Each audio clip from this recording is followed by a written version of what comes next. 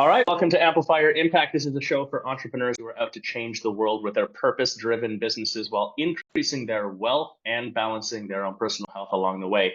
Warning, real-life entrepreneurship is raw, so is this show. We record it live, unedited, and unfiltered, so activate your mula bandha and let's go. I'm Josh, today's host, and today I'm with someone who you need to know because I think she's a rock star. And you're going to hear that in the origin story in a minute here.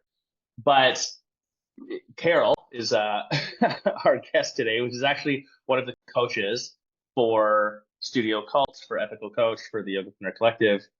And Carol, what I think is unique about you and where our conversation is going to go today is you have a keen business mind and have managed to, for quite literally decades of time, continue to grow, adjust, to just be an entrepreneur in every sense of what that is.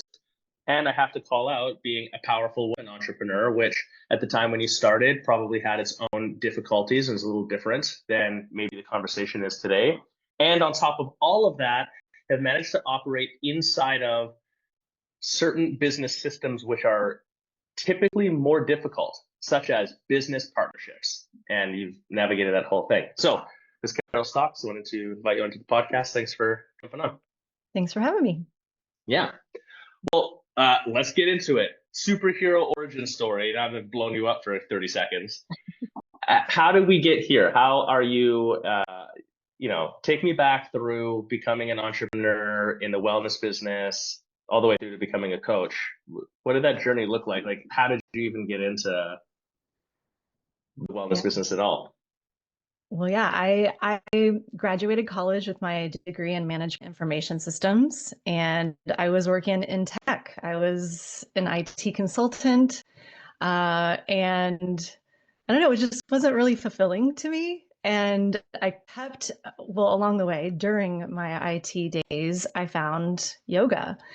And I was like, this is amazing. Like, I fell in love after the first class and kind of had this idea that I would either open a dance studio, because that was my other passion and love, or a yoga studio. And truth be told, I thought I never want dance to become a job. I wanted that to always be just something that was fulfilling to me in a different way. It was something, a release and something separate. And so I was like, yoga studio, let's go. So I quit my IT job.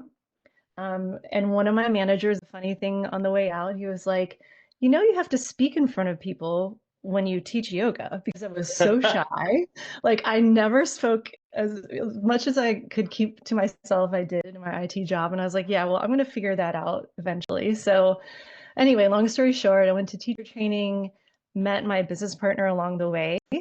We met right before we left for teacher training. We were practicing at the same studio. Went to training. A year later, we opened a studio together in St. Louis and operated for 19 years before selling and moving on to coaching. But yeah, along the way, there were definitely ups and downs. And we found the YC as we were, studio owners, and we needed help. We needed direction. And so I think that was maybe 2018, I guess, around that time. We started implementing on things. We made updates to the business. We were really excited about where it was going. COVID hit. We made it through that.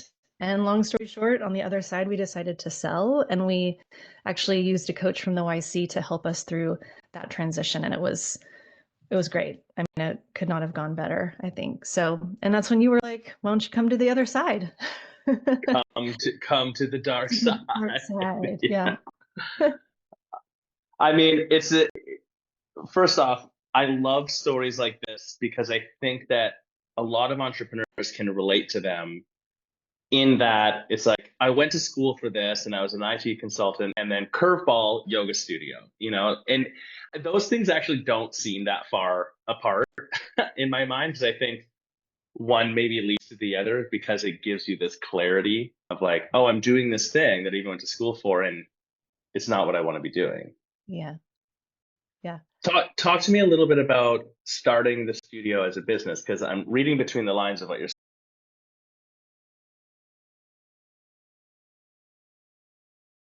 The studio as a business right out of the gate. Yeah. And I think that that is less common than people realize for, let's call it the passionpreneur projects out there, whether that's, Pilates bar.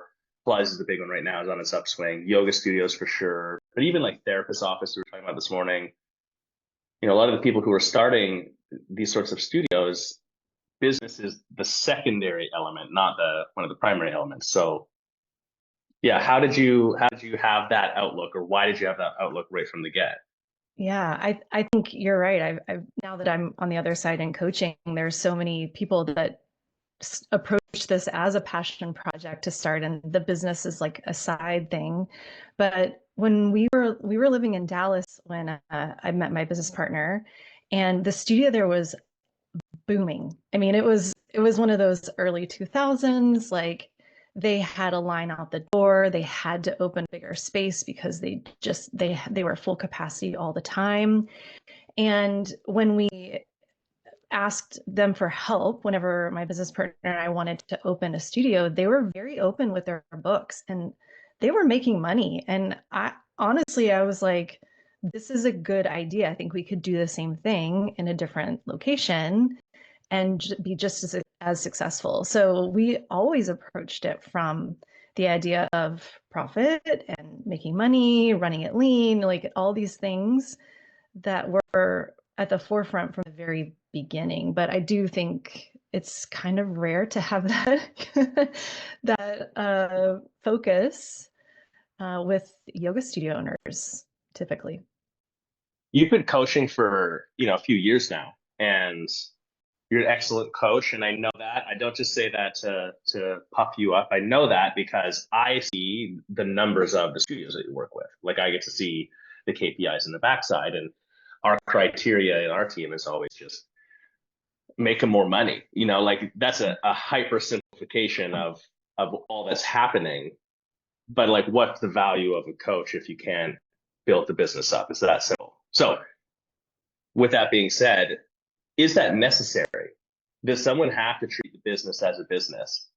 I feel like part of the whole, that difference we're talking about of people being like the passionpreneur, and it's more this mission driven is how they would describe it thing, even anti-business narratives out there. It's like some belief that it doesn't need to, you don't have to take the business serious or something. I don't know. I'm not sure what that is. No, I agree. I think that there are a lot of people that they just want to help. They just want to, Mm. make other people's lives better. And I think that's beautiful. I think it's wonderful. And I think you can go, I mean, if you're, funded in a different way, that's probably going to be fine and sustain you. But, that was not my lifestyle. I didn't come from that type of money. Um, so that passion project, I feel like, will only take you so far, and then it becomes the burnout. Like it's just it because it is a grind. It doesn't matter whether you plan on it being making money or not, or it doesn't matter to you whether it makes money or not. It's a grind to run a studio, especially if you don't have the tools that you need or the support that you need. Mm. And so you can only go so far with passion. I think, there has to be something else to it. Either the systems that can take you out of it a little bit more so you can enjoy the time away so you don't have to be in the grind, or maybe it is making more money, or it's both. I don't know if that answers the question, but Yeah, no, I mean, the kind of. systems or money or both. Yeah. What you're triggering for me in that last statement is just, you know, it's this old yogi saying that you know too. The biggest problem is no problem. If Mhm. you're a business owner and it's making enough money, then a lot of your other problems aren't problems. Like, you're just oblivious to them until suddenly they become a problem. And I feel like that passionpreneur scenario, and unfortunately, if we're going specifically the yoga world, but actually that's not true. Bar studios, Pilates, like any studio, dance studios, there's a stereotype of the privately funded, just do it for passion, doesn't need to make money. And the hyper stereotype is typically wife opens up studio, husband has a bunch of money, that's what's funding the entire thing, and like they just need a hobby, which is really not true for most of these owners. That stereotype is really kind of bullshit, actually. Not that it doesn't exist at all, but whatever. This is a long-winded way of just saying, even in that scenario, my experience as a coach has just been like, yeah, and 3 years into the grind, and then you still haven't made any money, you get pissed off about it. You're like, fuck this, like you And can't or keep going. yeah, and or whoever's funding it is like, what is the point of this? Like Right. you aren't making money. You're taking away from our family because of the time you're spending in the business. You don't seem happy about it anymore, probably because of, the lack of money and systems. So yeah, that's where I feel like it can stay a passion project for only so long Right. before it becomes a problem, like you said. Yeah. Yeah, that's a good point. I feel like that's the thing that someone opening, if they don't take it seriously as a business out of the gate, it's like the tough lesson that it's not if you're going to learn it, it's a when. Mhm. Like it might be 6 months in and it might be 5 years in, but like you will get to the place if you don't start to get serious on the business where you get to that like fuck this moment, because it just doesn't make any sense. You're putting all this time. The family thing, I think, is a bigger thing than people realize too. Like just there's costs other than just expenses, like financially, I mean. Yeah, for sure. I mean, we opened actually a second location. I don't even know if you know this. We had a second location, 20 miles down the road or something like that, 20 minutes. But it happened to land right before we both started having babies. We were like, yeah, this first one we got it going on well enough. But then the second location became more burdensome, and we both had young children at that time. And it was like, cut it loose. like we didn't Right. have systems. It was making money, but it wasn't enough to keep and with the other things that we had that we needed to focus on at that Yeah. time. So I that was didn't know that. surprise. That's wild. Yeah. I think I want to say we opened in 2007 and and sold it in like 2011, something like that. Yeah. So, So how did you, I mean, that's an interesting move. Makes total sense. As someone with 3 kids myself, like there's just, I don't know what the equation is. There's just a limit of space time there. And then if you're a mom, it times that by 10 in the first years as well, because like mommy is a special role, like can't be farmed out. You know what I mean? yeah. How did you balance that? I mean, I guess part of it is ditch some unnecessary things like an extra studio, but yeah, how do you balance having a business partner and both of you having small children and running a business? It's almost like a blur now. I think I like blocked a lot of it out.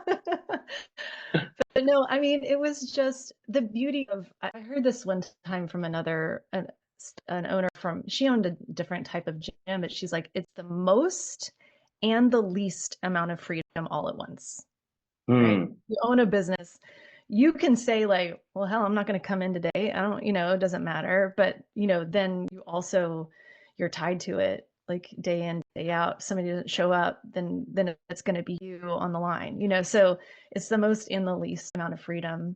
And I feel like we were able to, like, basically my front desk staff at the time was sort of doubling as my babysitter. And I remember packing up my kiddo. I mean, he was not even one. And like driving into the studio, she would like get double time because she'd get money for watching the desk and I'd pay her to babysit. She's doing both. Mm-hmm. I'd come out and like go feed my kid right after class. Like it was that kind of Whew, it was a grind. It was a lot, but I think Yeah. that's where it got to be like, I can't be out there all the time. I want to be with my kid more quality time. And yeah, it just, I think my partner at the time, my business partner, was all in for, and her daughters were my son was born in the middle, right? Or Mm. something like that. So it was like we were really close with like our youngest, we're the closest in age. And so she was like had a young child as well. And we were we were ready to move on. Now, had I known then what I know now, maybe would have been a different story. But we just couldn't handle it.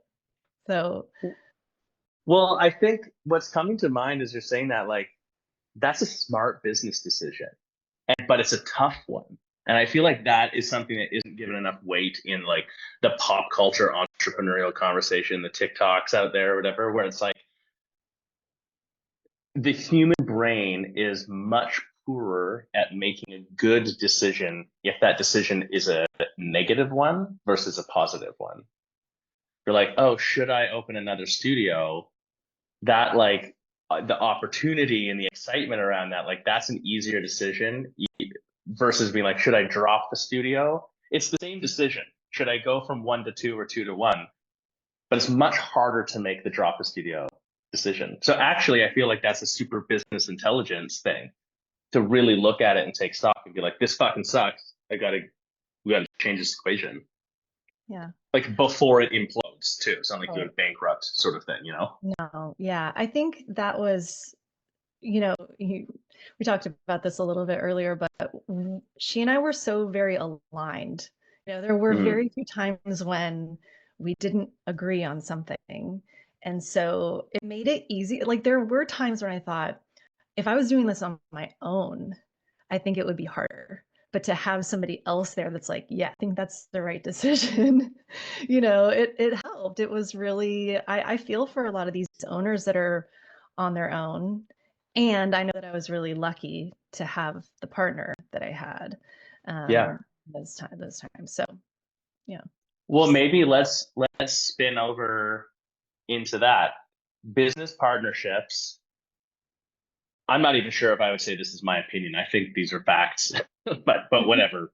In case it's not, in my opinion, the business partnership relationship is the most tumultuous business relationship, hands down, no question. It just my experience has been across multiple businesses, and especially it seems to be double true in studios and passion businesses. That relationship goes to shit often. Like it's just really tough. And there's some reasons why that might be. I think your story is a unique one where even what you've just said, like you guys are still friends to this day Hmm. and you made it all the way through for 19 years and like didn't kill each other, didn't bankrupt each other, didn't no one sued the other one. And like I'm not saying this stuff jokingly, but these are all like Yeah, actually things that we've seen. Like literal totally. suing the other person, literal attempts on life. We've actually seen these things. It's fucking wild. Yeah. How the hell did you do that?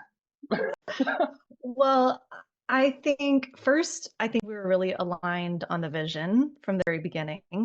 Mm. We focused, she was the same as I was. Like, this is a business. We feel like we can make money. We're probably going to make most of our decisions from that standpoint. And then I think we did have like just the right combo of skills to complement each other. Our personalities complemented each other. And so part of it was luck, I guess, but part of it was just starting from the same, you know, point. We knew what we wanted to do and we had a vision for it together. Yeah, that's a good call out. I feel like this goes back to your initial statement too about like you got to run this thing as a business. Like you got to take it seriously that way. When you have a partnership, you both do. Hmm. I'm just thinking back now on some of the more difficult scenarios that have been coaching in or mediating or whatever between partners, and that's often the case. Is there's a difference in vision around what the business is, where it's going, what purpose is it serving, what does success look like? Like that differential is where the tension lies in most Very, cases. yeah, Yeah. yeah. I think that's where, you know, we started to do check-ins like, okay, we're going to re-up this lease. What do you want to do in the next, you know, because that's going to be on the hook for another 5 to 10 years, depending on how long, you know, that was sort of our check-in point. It's funny, Mm. it's reminding me of, I don't know if you know who RuPaul is, but he had a podcast for a while, and one of his things was like, in a marriage, I think that you should have every 7 years, like re-up, like, are we in this together again for another, you know, are we on the same Yeah. page? And that's kind of what it was like. It was like the renewal of the lease was our like, are we still in this together? Are we still on the same page? Is this marriage, is this work marriage going to work Yeah. in another bit of time? And so that's actually how it came about with the sale of the studio. Is she was kind of looking ahead. Her daughter was going to graduate sooner than mine, and so she's like, we got like 3 more years to make this decision. What do you think? And that's when we had the conversation. We're like, I think we should look at selling it. We got, a nice lead time here. We wouldn't have to, it looked right to us, and we both agreed. So yeah, that was our check-in point. Like, are we on the same page? Should we stay in Yeah. this work marriage for the next 5 to 10 years or not? So RuPaul, yeah. brilliant. It's a brilliant thought. I mean, I was just thinking like, holy shit, is that ever true in marriage and relationships? And then this is maybe a little controversial, but honestly, like business relationships, like a partnership, they could easily be compared to a marriage, but like the level of things go sideways quickly seems worse in the business partner. Because like at least in a relationship marriage, you're like, fuck, we got to work this at like, Mhm. usually you have such a life commitment, you got to kind of work on this stuff. The business partnership thing, though, I've seen them like they just Implode. turn and implode. It's like 1 week and it is fucking over. Yeah, Hardcore. So I what a think you're brilliant right. thing to just check in. Yeah. Yeah, there was a thought. Sorry, it escaped me. Yeah. Well, What was it? Something. Um, nope, I lost it. Sorry. it'll come back. We'll come back. So the check-in thing, I like that and associating it with the lease. I think that's the thing. This goes back to the passion part of it too, as a business owner. Like you don't think about this up front, and maybe you don't need to necessarily, but like you're signing a lease, and often if you're a young entrepreneur as well, you need some sort of personal guarantor to be involved. You don't have enough credit to do it. It runs to you personally, your lease. Like it's not like it's signed to the corporation, so you're buffered legally. Like you're really putting shit on the line. And so you're on the hook. And then you're signing in for a minimum of 5 years, really probably 10 in a lot of cases out of the gate. That's a lot. So like It's also a good time to check in. Yeah. Well, and just like in a marriage, something you cover yourself with a prenup if you need to or whatever. It's like you're expecting or you're preparing for the worst, right? Mm, And whether or not you do that in your marriage, you should do that in your business relationship, right? Because we don't know, like you said, they turn left really quickly. And, I think we were both, luckily we were on the same page, but we did have the proper agreements in place, mm. so that if and when there was a question or one of us wanted to do something else, we knew what the steps were, to what does that conversation look like? What are the steps? They get the right of first refusal type of thing, all those things. So it was, you just got to cover yourself, but also hope for the best. Well, totally. There is like blind faith element of all of this. I mean, to stick with the analogy now that we're harping on it, it's the same thing with the marriage. Like dude, you are two different people. I I don't know how old you are when you got married. I met my wife when I was 14. We got married when I was like 25. Like just we are not the same people anymore from that moment. It's just that's just the reality of it. So yeah, you like you got to have some systems in place. Um, Talk to me a little bit about that. I feel like that's something that I have experienced in coaching. I'm thinking about one scenario where partnership 50-50, but then one of the partners took money from a private investor and but they didn't, so they came to this sort of tumultuous moment where one of them wanted to leave the business, the other didn't, et cetera, et cetera. But they didn't have, I was brought in to sort of mediate the conversation because they had no clarity on like, how do we even approach this conversation that we're clearly hyper emotional about and getting really triggered on and whatever. So yeah, what are some of the agreements? What are some of the things you guys had in place that you feel like were helpful? Well, the partnership agreement, I think, had, it's been so long. I don't even remember what the thing said. But I think part of this conversation that comes in is I do want to make clear, it's not like we never had issues. I had many sleepless nights when we did have an issue. It feels like really it feels like the biggest thing in the world, because it's your business, it's your, somebody that like I grew to love her. She's still one of my best friends, and so it does feel like a huge thing. And so I think that just being really honest and open about what you want and can we get there together, whatever that is, or get to the end. That might be Mm, together or apart, but can we see the path forward? And the agreements are mainly there so that one person doesn't get screwed over in one way or the other, I'd say. And I feel like that's one thing that I never felt was a problem, but again, it's good to have those agreements in place. I don't know. I think we were very open and communicative, and that also made for a successful partnership. yeah. Well, that would be part of the breakdown in most of the cases that I see where it's tumultuous is owners aren't, they're not communicating with real honesty anymore. And, that's an emotional thing. They're scared of what the other partner's going to say or whatever. And that's where it can get a little bit tumultuous.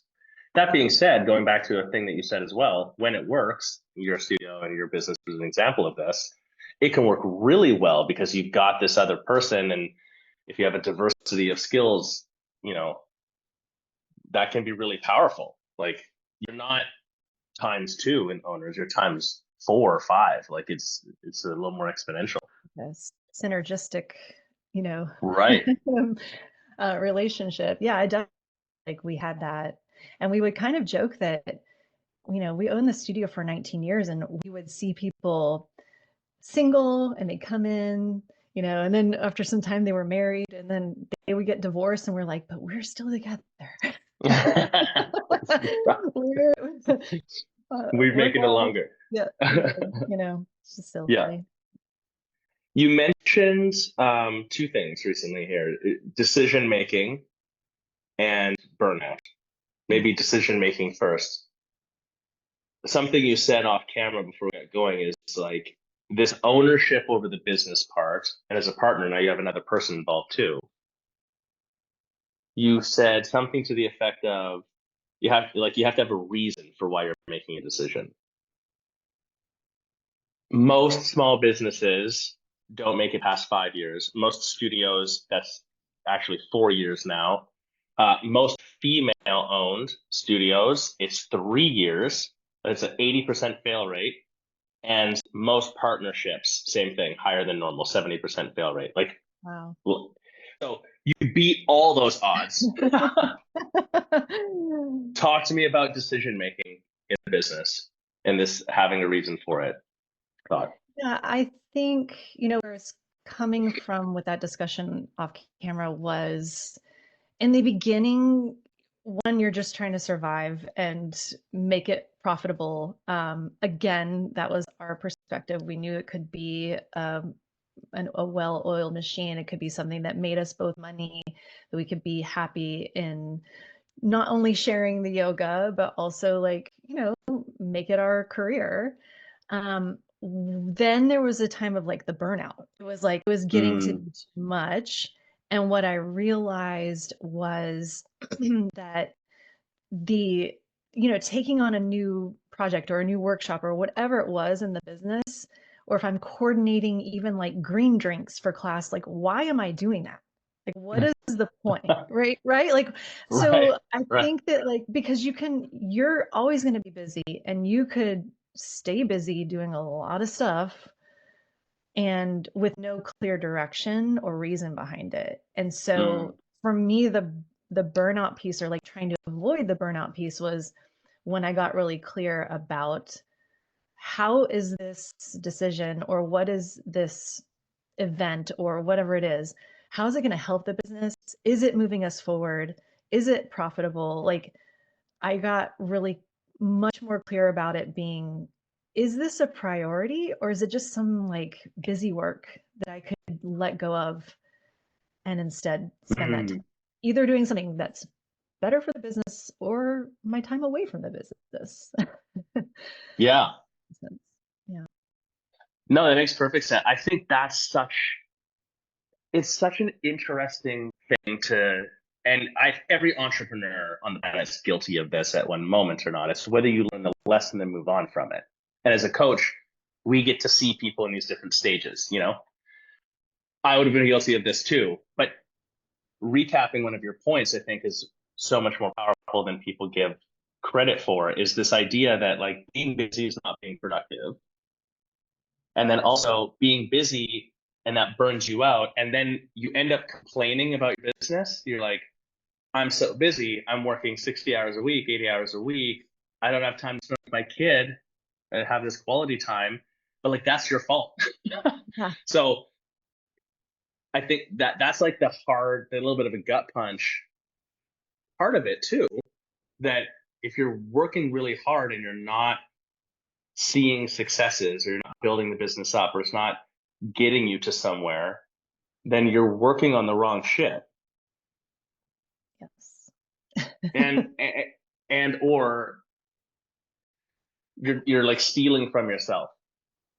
Taking this into the yoga side of things, I really find the concept of astya, non-stealing, a fascinating concept, and it's not talked about enough. It's not like a sexy concept in the yoga world, but we'll try to make it sexier, I guess. But the non-stealing part, like, this would be an example of that. Is you would be not practicing your yoga if you're running your yoga studio, keeping yourself busy doing stuff that's not building your business, not building yourself personally. You don't have to be doing, like, it's just busy work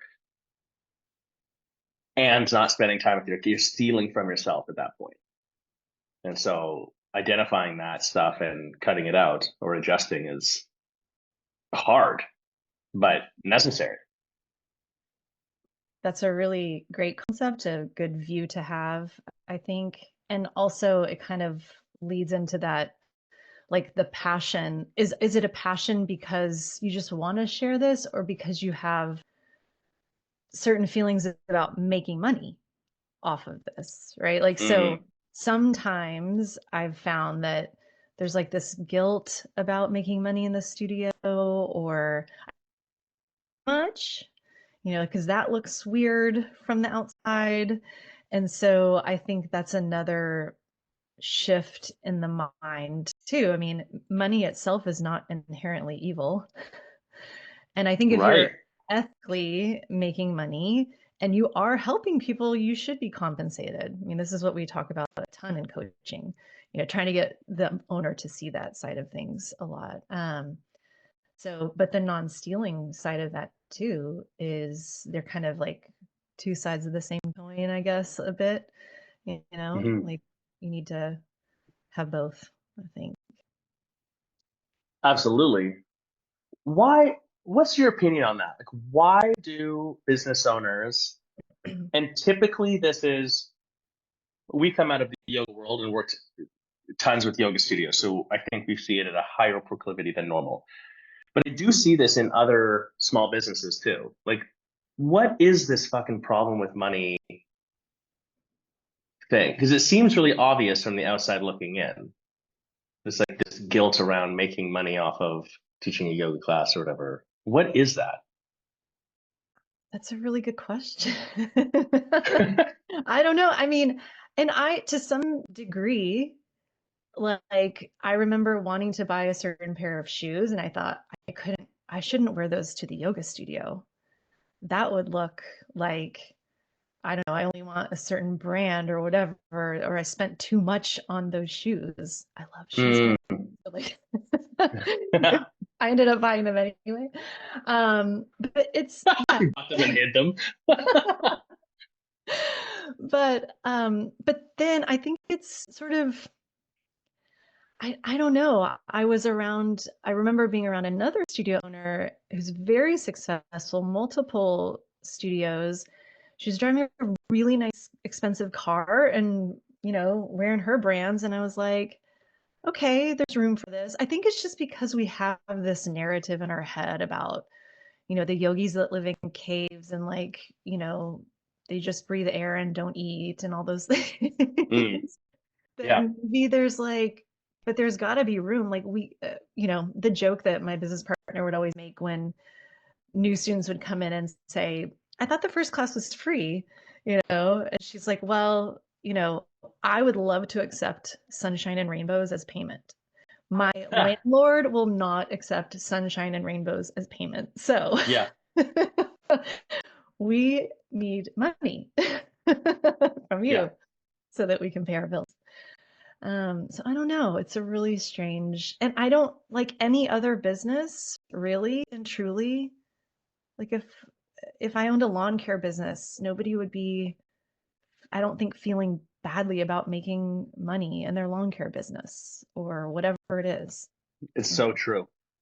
And you're probably not getting phone calls saying like first lawn mowing's free, right? Right. Yeah. Right. It's a fascinating thing. It ties into this like take the business seriously part. One thought as you were talking there that was coming up for me is this idea of like what is a problem in a business and then money associated with it. There's this coaching thought that we talk about sometimes, which is like if you have a problem and just having a bunch more money in the business would solve that problem, then it's not a problem. Money's the problem. And so it's not 100% true, but there is just something to be said for if you respect your business and it really is making money, a lot of other problems just go away. Like they just aren't an issue anymore because you can solve them. Like you have the power for it. And I feel like buying in on that belief is a component of being successful in a business. Otherwise, you're literally blocking yourself. Like, well, I don't want to make too much money because Yeah. I might buy, someone will see my nice shoes and then judge me or whatever. Like, I don't know. What a Well, I think, strange. yeah. Go ahead.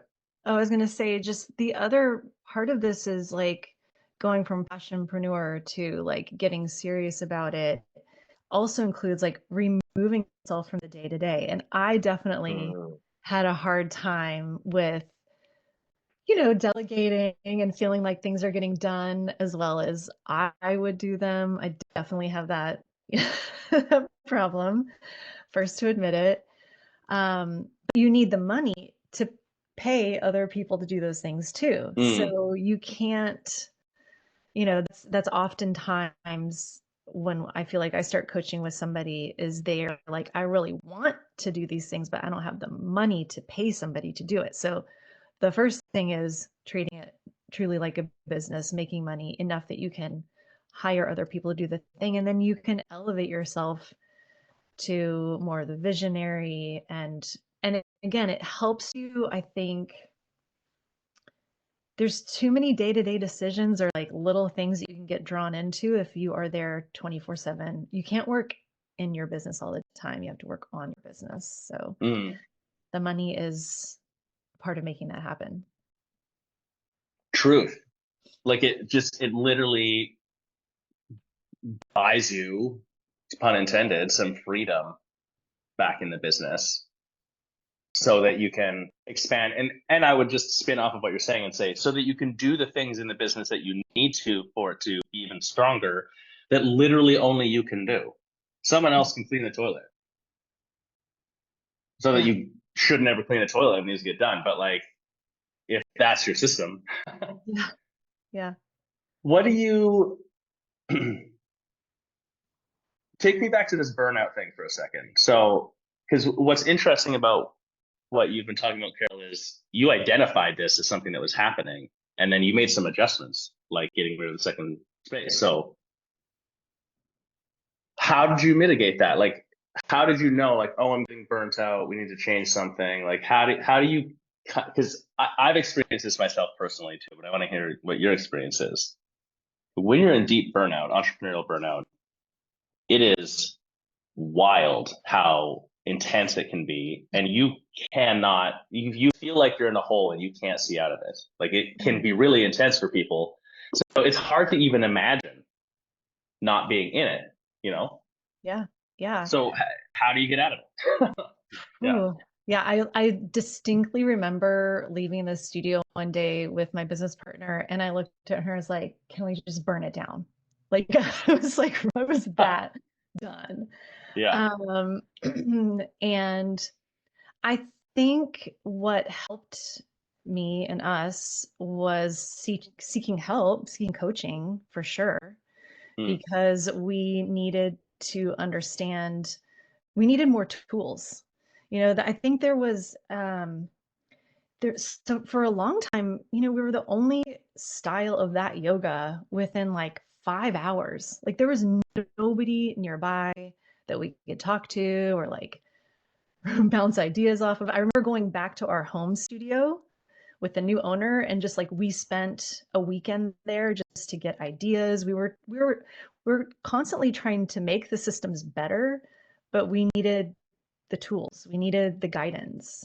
And so coaching and finding the YC was really what helped us. And that's what energized me, I think, is like knowing how to look at my business critically, knowing what things to work on that were going to change it and make it better, rather than just doing without, clarity.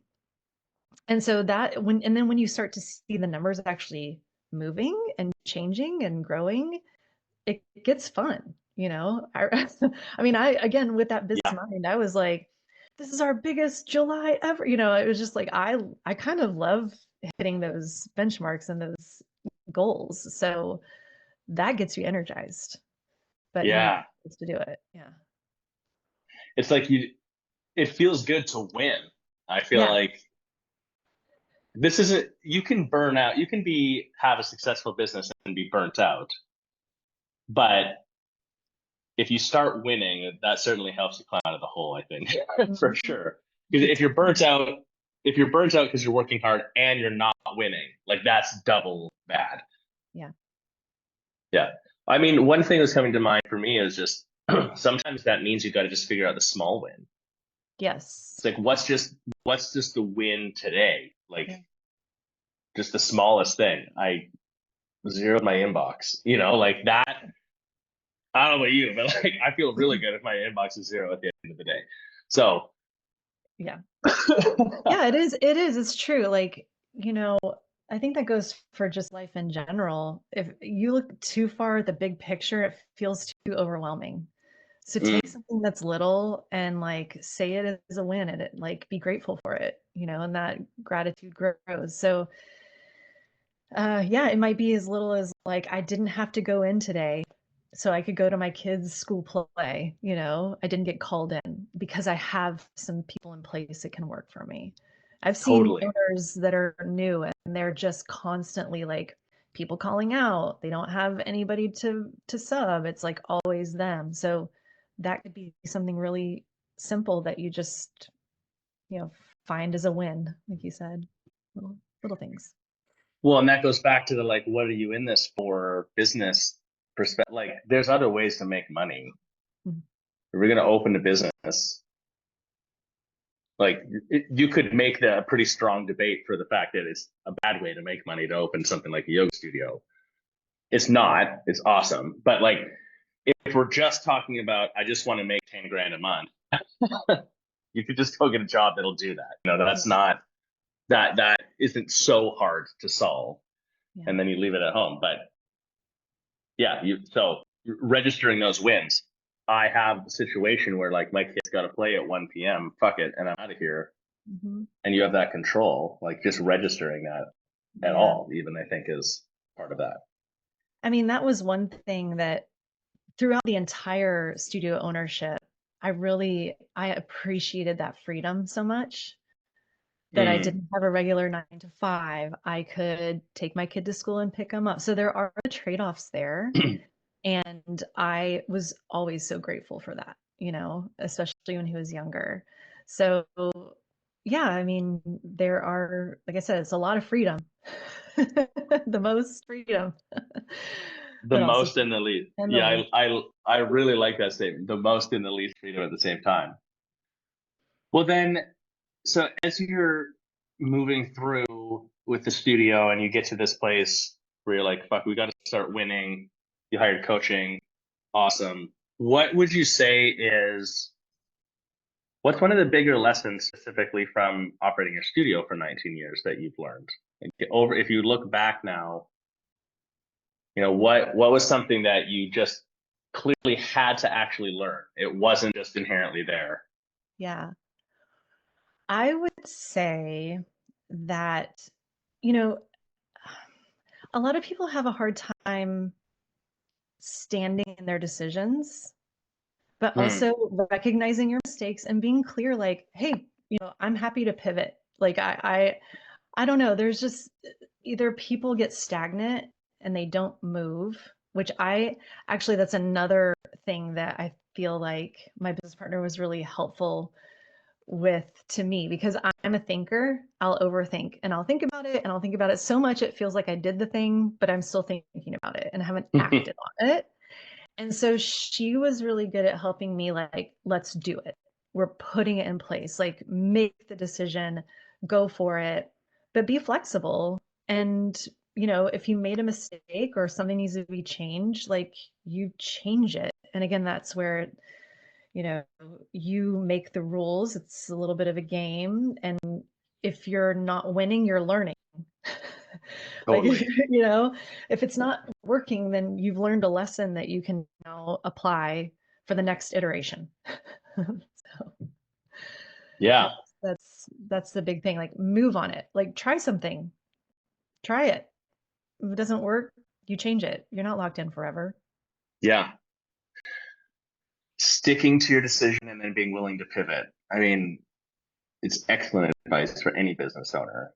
It's true. I feel like owners get stuck in, well, there's the analysis paralysis that you're talking about, which the way we often talk about it is just thinking only breeds more thinking.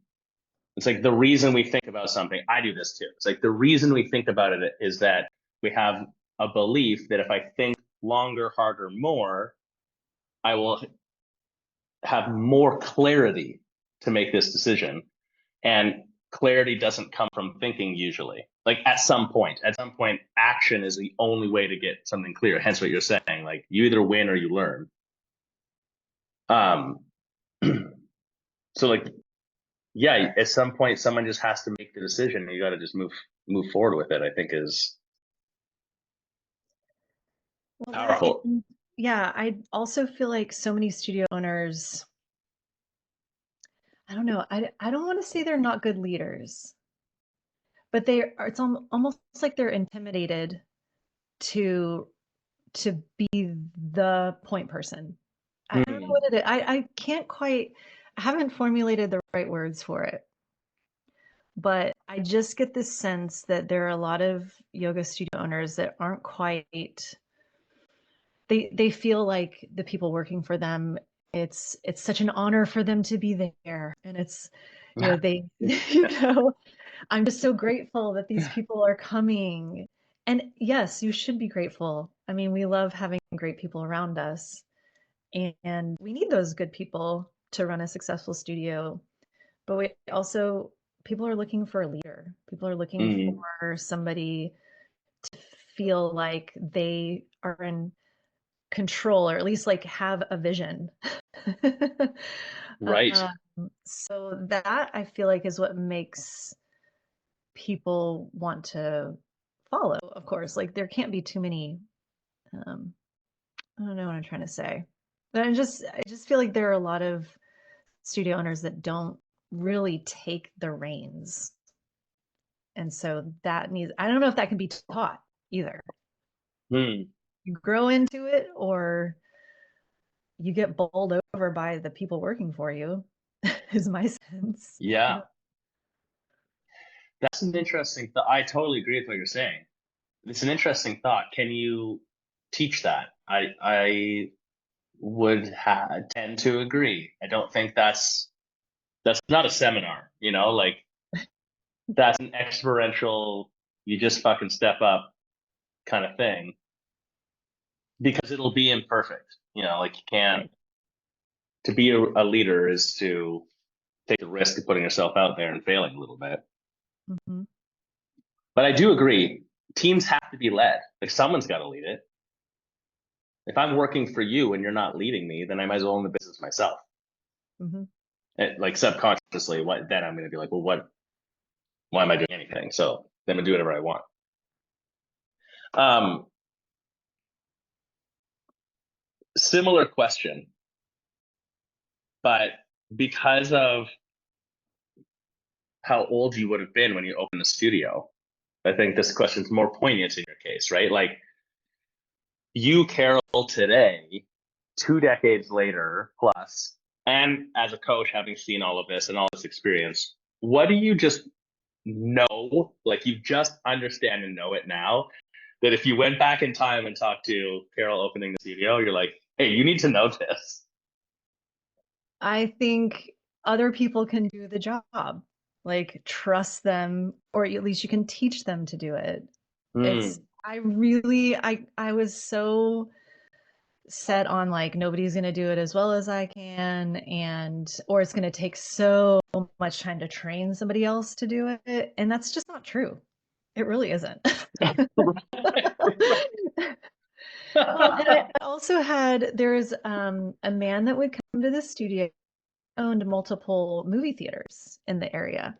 And one day he said to me, I found myself, he's very successful. And he's like, and I was cleaning the toilets, I was cleaning the bathrooms. And he realized, like, this is not the best way for me. He's like, I realized that if I could hire somebody, we've talked about this, but he told me this 20 plus years ago. If I can hire somebody and it can get done at 80% of what I would do, then it's good. It's going to Good be, enough. and Yeah. it took me a long time to actually implement on it, but I heard him and it always stayed with me. Hmm. So if I was, younger back in the day, I always joke that I was like, yeah, I was 13 when I opened the studio. No, but yeah, if I was that age again, I would totally start hiring from the get and training people, because there are people that are great and they want to work for you and they want to do a good job. They just need help, and then it You just frees you. need to Yeah. lead them. Yeah. Yeah. For any of you who aren't watching the video version of this, we're laughing because Carol could have been 13 because she's done so much yoga. She's timeless at this point. Nobody knows how old Carol is. In fact, there's a theory that Carol might be 180, but she's just like one of those super yogis. You can't really tell. You caught me. You caught me. Yeah, 180. The truth is revealed. The truth is revealed. I am a yogi. The Yeah, there's such good advice. How much ego has to be involved, at the risk of like saying this about you? I myself have gone through this, and we see it all the time too in coaching. Just like, how much ego do you have to be like, no one on my team can clean a toilet like I can clean a toilet. You know, what a silly, it's a silly thought when you look at it like that. It's true, but also I think that's the ego that made me think I could run a fucking yoga studio and make it successful. Whoa, true, dude. So true. So, it just, You need it. you need it. Yeah. Yeah, that's a good point. Oh, we froze for a second. I was just Yeah. saying, like, Matt, is that ever true? It's such a good point that just, it's funny because going back to something you were saying earlier about treating it as a business and kind of just going for it or whatever, making that decision, just so much of what I see in especially the opening phases of a studio, it's like you just have to make a decision, any decision. And if you think about the big decision of like, should I start this business? Your naivety benefits you at that point. Like, 100%. Yeah. it's to your advantage to have the ego just be like, I'm gonna be the fucking best studio owner ever, and you just do it because otherwise you would never get it off the ground. You'd think for eternity, and it would never happen. Yeah. It's a good call out. It's a really good call out. How do you think you balance that? Because like that, you can't live in that ego driven whatever forever, but just there is some service provided from that. How do you mature to a new place where it's not ego so that you have it out of the way for some decisions, but you have that confidence that it gives you? I mean, just life lessons, like living and realizing, oh shit, I probably didn't know what I was doing, but but once you're in it, it's just about, I don't know. I think it is taking those micro wins and going forward and the losses and learning. I mean, you're constantly like recalibrating. And you just get older and you realize, I don't know. I really don't know. the Anything. the youth, it's just like you just think that you know everything. In high school, I really knew everything, 100%. I knew everything in high school. Now I It's don't know. true. So I think that's just life. Well, we have kids that are the same age too. And so we talk about this. It's true. My 14, almost 15-year-old knows everything. And what I'll say as a little aside is the level of confidence in the delivery of telling me about something that is just factually incorrect is amazing. It's so interesting to see. Like just Oh, that's hilarious. Yeah, full commit. really true. Yeah, it's true. That's your starting business owner too. This is the way that you run a good business. Like, okay. But that would have been me too. What talk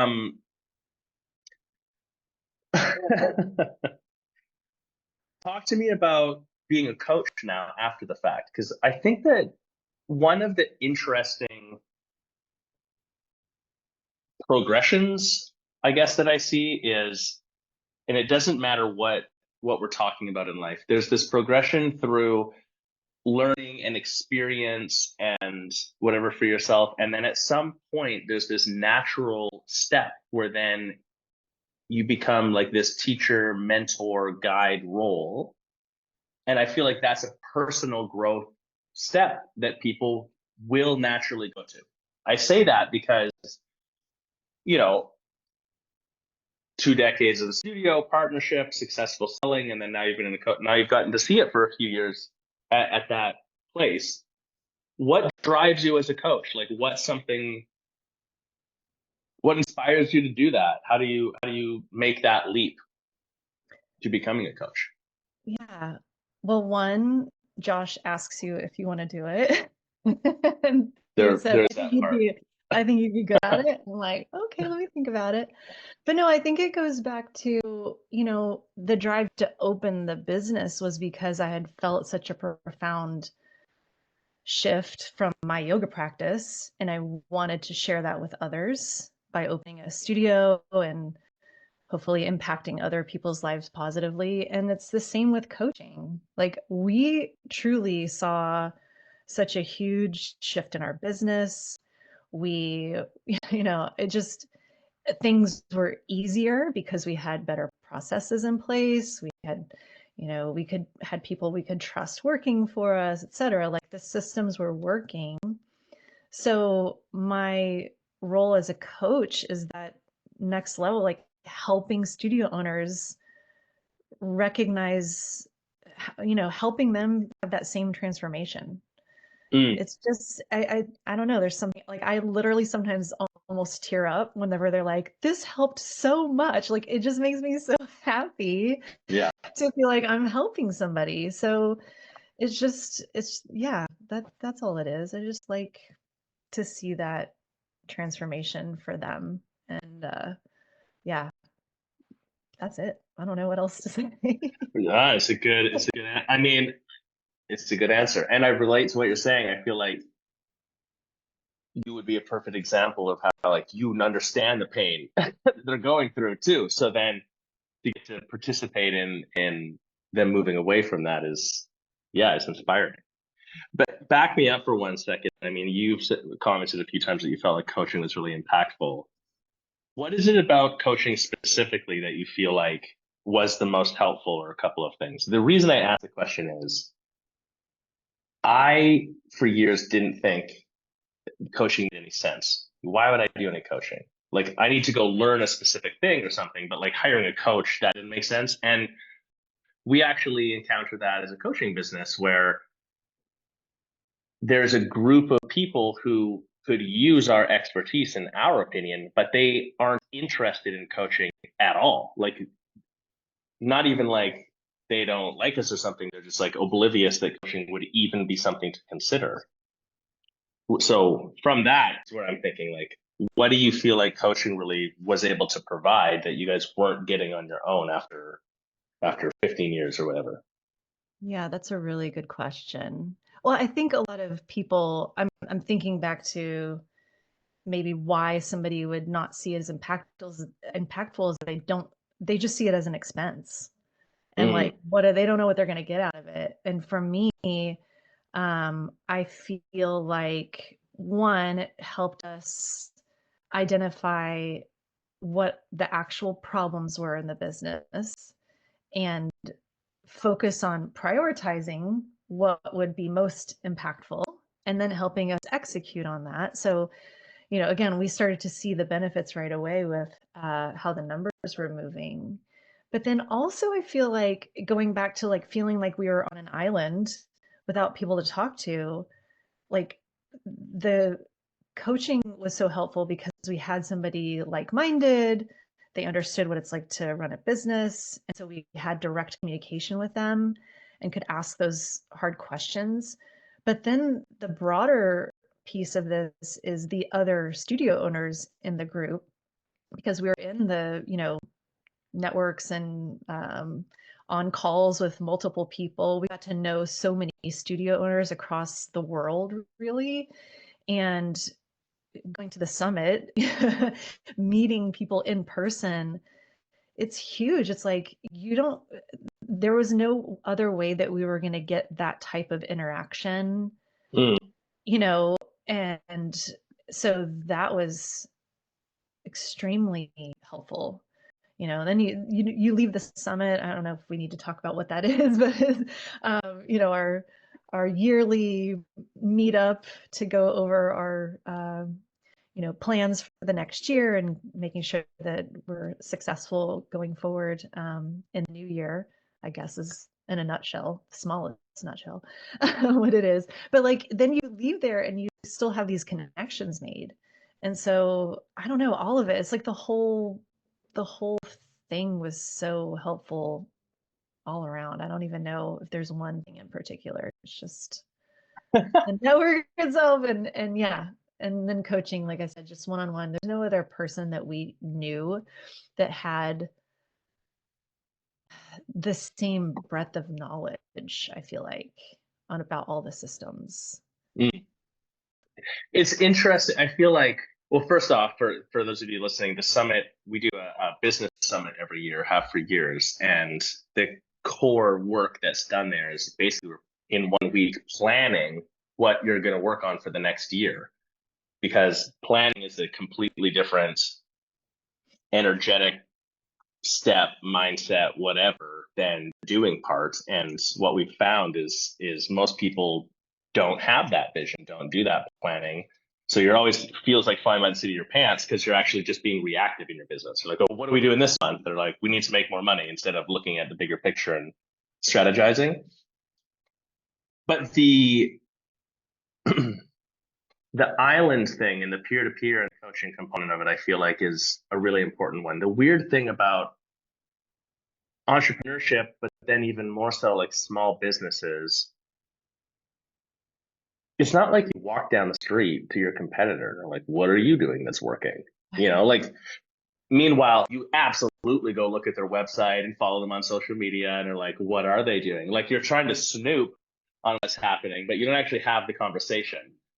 And so, and in reverse, you don't share either. You're not telling them, you're like, hey, we did this cool thing that worked. You should try it. Like that never fucking happens. So yeah, it is an isolating position to be the owner of a business.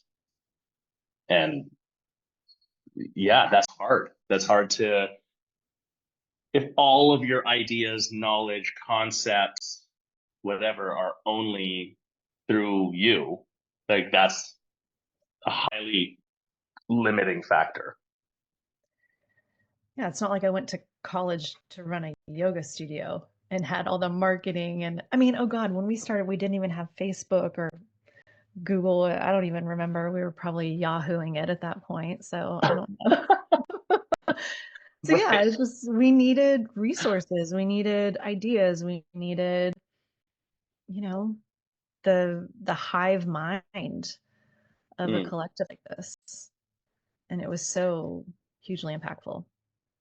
I think too, you're not exactly saying this, but at our last summit, we had a couple of studio owners say, we had a couple studio owners who've been operating for like, 10, 15 years, and their businesses are very successful, like 7 figures plus one location, expanding to 2, 3 locations. They only work 20 hours a week. Good equation. And they've earned it. Like they've really put in the work to get there. And then we had a couple owners that would be at dinner with them who are like in their first year, second year, haven't paid themselves yet, and are barely making payroll every month. And they were saying, you're like, it was just inspiring to just listen to the more successful owners talk, not because any information that they said was so monumental, but just that they were like just nonchalantly being like, well, yeah, I just, you make 80 grand a month. That's not what you do at your studio. They're like, I didn't even think that was possible. And they're talking about it like it's just no big deal. Even that, I feel like, could have a huge empowerment as an owner. Absolutely. I mean, there was at one point I remember before we started coaching, I said to my business partner, I'm like, I think we've capped out.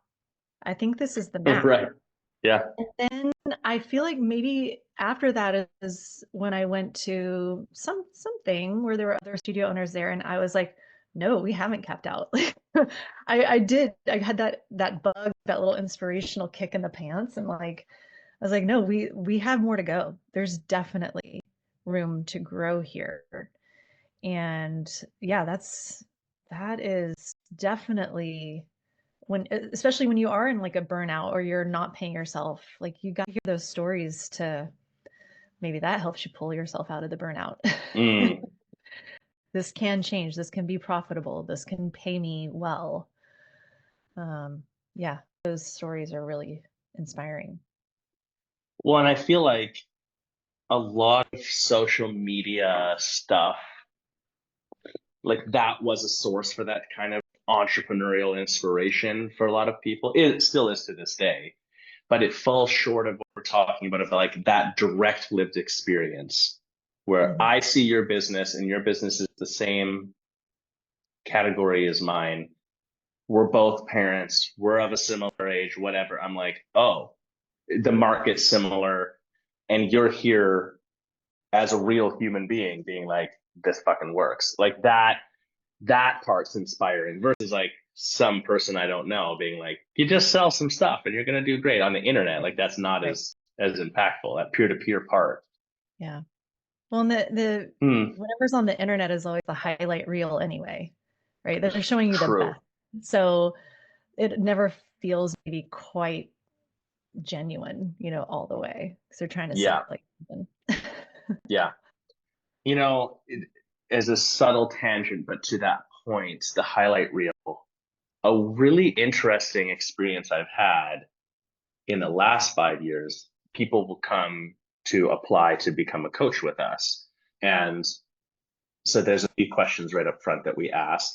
And we have a coaching program that trains you to how to become a coach or whatever too that you can enter. But to become a YC official coach like yourself, proven lived experience is a component of it. And there's a few reasons for that. But long story short, one of the weird things that can happen is when someone has only ever won, then they've never they owned a studio for 3 years. They were just like the first to market in a good market. It like boomed and they made money and they sold it at a good multiple. The couple of people that we've worked with that want to become coaches like that, they struggle as a coach after a while because coaching is also hard, just like running a business. And I think it's because it's never gotten really tough. Their grit hasn't gotten tested. So like just succeeding at business by itself isn't the all end all. It's like you have like going through the arc of tumultuousness and like I was fucking burnt out and whatever, and I got out of it and made it this big and whatever. Like that's the real value in the experience of that peer-to-peer conversation. Yeah. That's interesting. Is I get it. I can be inspiring about the up times and like I get the down times. I was there. Yeah. Yeah. It's interesting you're saying that too, because it's making me think, we spoke about this before we went live too, is that I think one of my blind spots is tough business relationships because I was Mm, so blessed to have pretty good run of it, with my business partner. So yeah. I didn't have to go through like us wanting completely separate things and like having to figure it out. So I can totally see how that would, you know, success right off the bat might be a detriment to somebody trying to coach someone else through that difficult time. I take nothing away from people who've had success. Like what success does create for you is that then you know when something's wrong. Like if someone was to come to you and be like, well, I'm in this business partnership, you would be able to identify immediately. You're like, this is not healthy. Like, because I know what it looks like if it is. The tangent, I would say, at the risk of talking shit on other coaches out there, I hired one or two coaches throughout the years in the last couple of decades like this too, where they have experience, but we didn't really check the credentials of the experience. Like there's one coach I hired for a studio that I was operating, and they had owned 3 studios. That was factually correct. The detail that we didn't know is none of the studios ever made money. They only ever made money by parlaying those studios into a teacher training and then by selling them because they like just entered the market and got a good lease or something like that. And then they were coaching on how to operate a successful studio. And I was skeptical and didn't love the information at the time. And then it wasn't until after the fact that looking backwards, I was like, that's shit information. Like you're actually they were coaching us to things then. Now this is decades ago that like today I would vehemently coach you against. They're like, this is a great idea. Don't ever do this in your business. Anyways, I digress. There's some funny coaching stuff out there. Um, what do you feel like as a coach and with the experience you've had, what do you feel like is an understanding about the larger small business entrepreneurship, also female, also mother? Like, what's an understanding that you see the industry missing? It's like it's not a conversation or people just don't get this thing. Ooh. from an outsider's perspective, or somebody that's in like my shoes, like as a Well, female? Yeah. from your perspective, I just mean I feel like if we recap your avatar, the avatar Mhm. Carol is like female mother, previously well educated, switch careers, open to business that like most people be like, why are you doing that? Operated for 2 decades in a partnership, sold for profit, and now coaches studios to double their business and does it successfully. Like you've seen and been like you've got a lot of this experience. What do you get that you look at the industry of small business owners and whatever, and they're like, you guys are missing this thing? Wow. This is like what's coming to mind feels very controversial to say. Great. Is you and I always hesitate. Like you can't have it all. Hmm. At least not all at once. Like Yeah. I don't know. I just feel like I was fed some bullshit. I'm sorry. I'm Gen X. I was told you're gonna, you can go out, bring home the bacon, fry it up, have kids, have it all, do it all. And I really kind of bought it, and it's hard. It's hard. So Mhm. I guess what I'd say is I think this might be off topic a little bit too, but like reframing what your idea of success is. Mhm. Like, as an entrepreneur, is success just the money in your bank?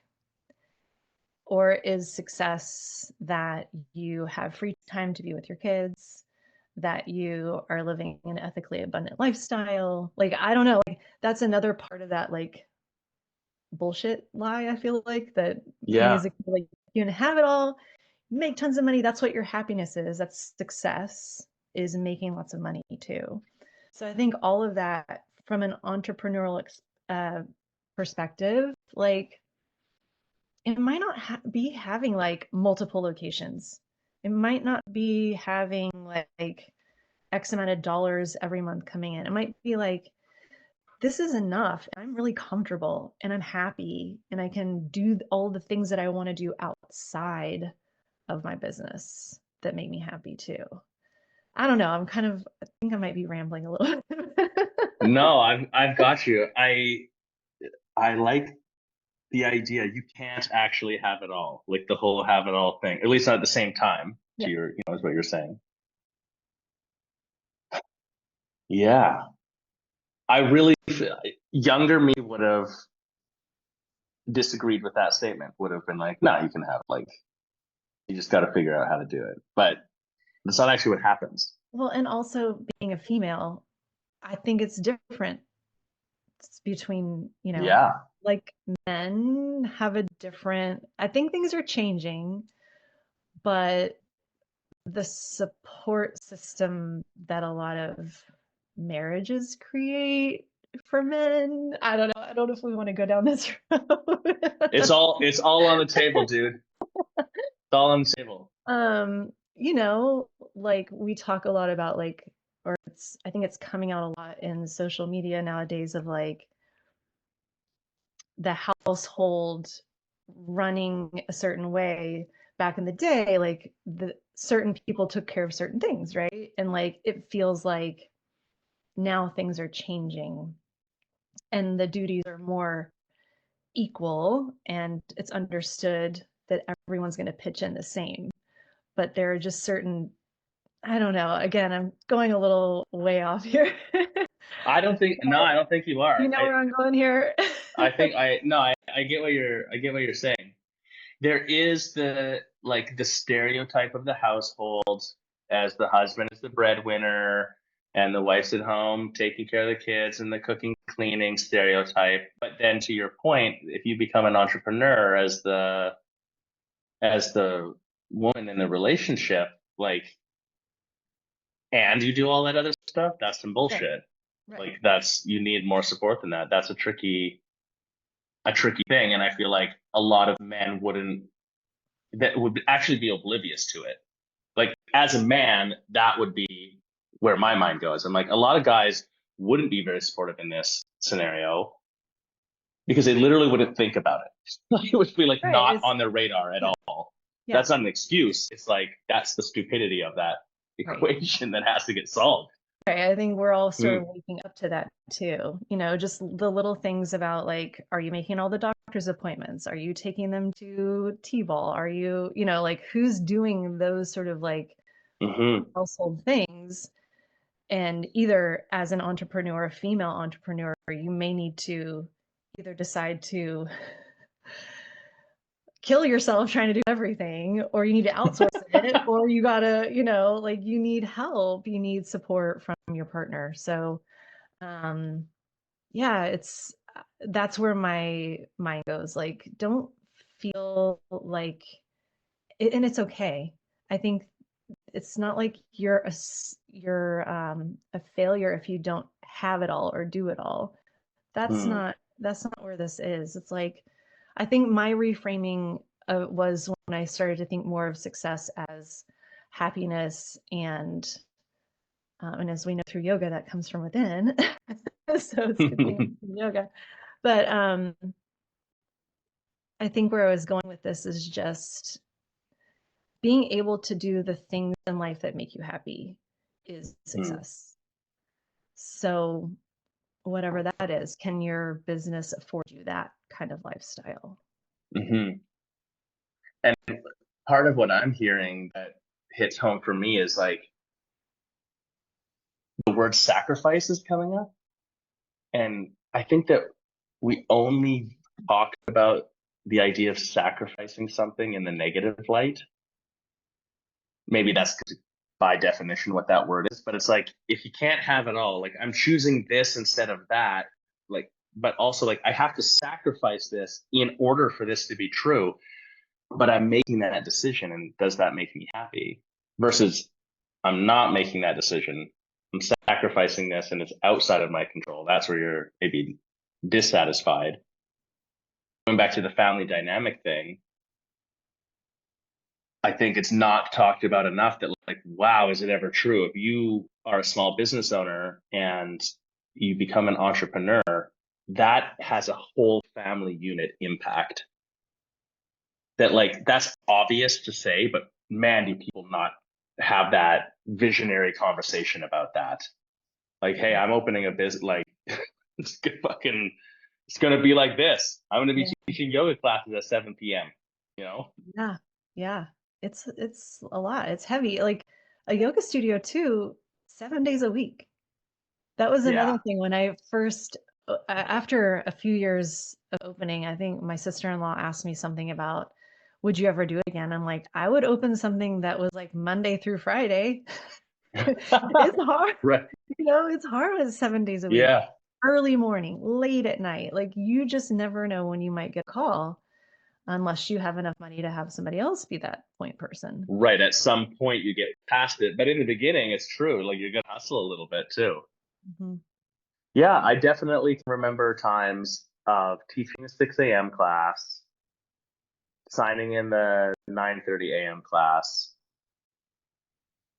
picking up groceries, then the kid at preschool, then coming back doing work, signing in another class, and then someone calling out for like the 7:30 p.m.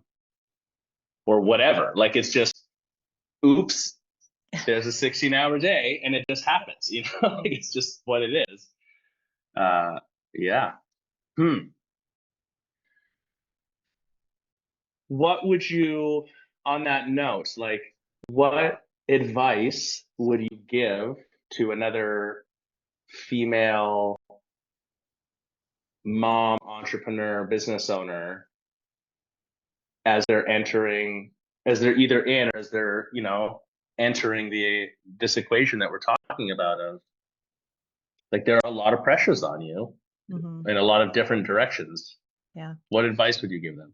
I think protecting your peace, and mm, a lot of that comes from creating the system where you can be away, or not available 24/7. Yeah. So whatever you need to do to say, I am unavailable, and truly, you don't pick up the phone unless it's like the 911 type of emergency at the studio or whatever business you have. That would be number one for me, because I think that's where I started to get, like, there was a certain ringer on my phone that when it would pop up, like, I started to get like a little bit like a zinger in my body, A because little I twitch was comes like, out. ugh. So yeah, I think that you, from the very beginning, if you can create space where you are away and truly be away and not thinking about the business for, even if it's just half a day, like, you Mm. might need to start really small, but it's so necessary. You have to start creating that space for yourself. And yeah, so maybe that's it. That's a good one.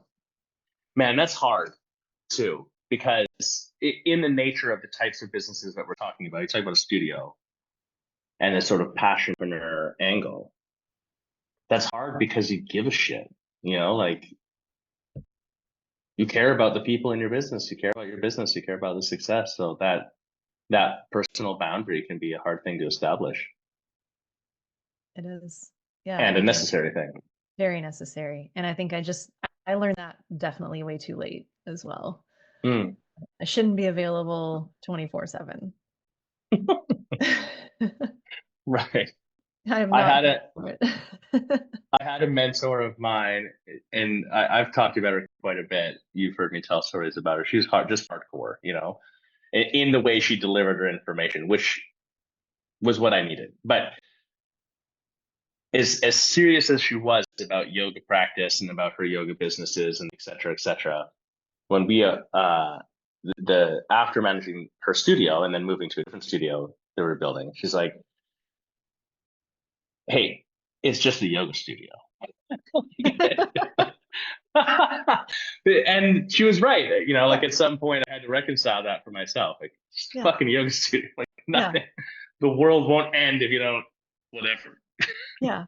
I mean, you're like trying to make sure the doors are open and somebody's there to teach. If there's dust here and there or whatever, it's not perfect. It's okay. Yeah. Yeah. It's done. I love it. Well, I think that's a good place for us to wrap it for now. I'd love to continue some more conversation in another year or something, hear more about what's happening with coaching. If someone is interested in working with Coach Carol on their studio business, how can they get in contact with you? You book a free coaching call and we'll get you started. I love it. We'll put the links down below here. And Carol, thanks for coming on. This has been a great conversation. Thank you so much. Always a pleasure. All right. That's it for now. Talk to you guys next time. Peace.